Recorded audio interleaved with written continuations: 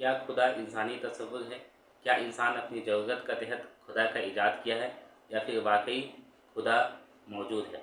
आइए हम इस सवाल को अक़ल और फितरत की रोशनी में देखते हैं। कुछ लोग कहते हैं कि खुदा सिर्फ इंसानी जहन का तसव्वुर है। सवाल ये है कि क्या हर तसव्वुर झूठा होता है? जब भूख लगती है तो ये इस बात की दलील है कि खाना मौजूद है। इसी तरह प्यास लगती है तो ये इस बात की दलील है कि पानी मौजूद है। ठीक इसी तरह जब इंसान अपने दिल में खुदा को जानने का ख्वाहिश उसके दिल में पैदा होता है तो ये किस तरफ इशारा करता है? इस्लाम कहता है कि इंसान के अंदर उसके फितरत में खुदा को पहचानने का एक एहसास रख दिया गया है।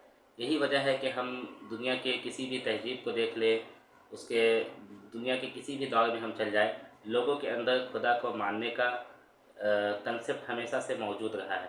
अक्सर लोग ऐसा रहा है कि वो खुदा की ज़ात पर यकीन करते थे। आप इस पर तो बहस कर सकते हैं कि वो तसव्वुर सही था या गलत था, लेकिन इस बात का आप इनकार नहीं कर सकते कि लोग हमेशा से हर दौर में, हर तहजीब में खुदा को मानते हुए आए हैं। आप गौर व फिक्र कीजिएगा कि जब एक इंसान हर तरफ से मुसीबत में फंस जाता है तो वो बेइख्तियार एक ऐसी हस्ती को पुकार उठता है जो खालिक कायनात है।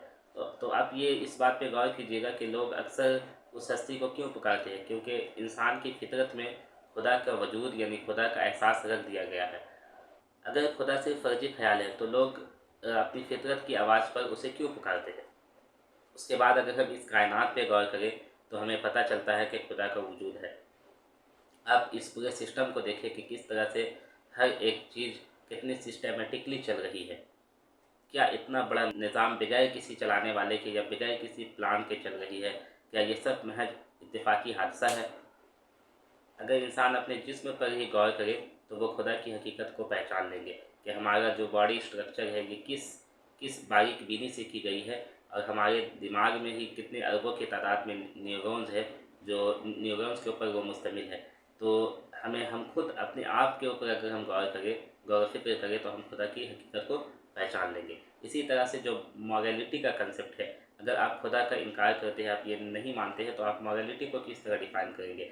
आप किस तरह डिफ़ाइन करेंगे कि इंसाफ अच्छा है और जुल्म बुरा है? आप किस तरह डिसाइड करेंगे कि सच्चाई अच्छी चीज़ है और धोखाधड़ी बुरी चीज़ है? तो आपको ये मानना पड़ेगा कि खुदा का वजूद है, वरना आप जो मॉरलिटी को किस बेस पे डिसाइड करेंगे? तो मेरा कहने का मकसद ये है कि ये इतना कुछ हादसाती तौर पर नहीं हो सकता, ये हादसा नहीं हो सकता। और जो अक्सर एथीस्ट या मुल्हिदीन ये एतराज़ करते हैं कि खुदा इंसानी जहन का तसव्वुर है, तो ये इंसानी जहन का तसव्वुर नहीं है।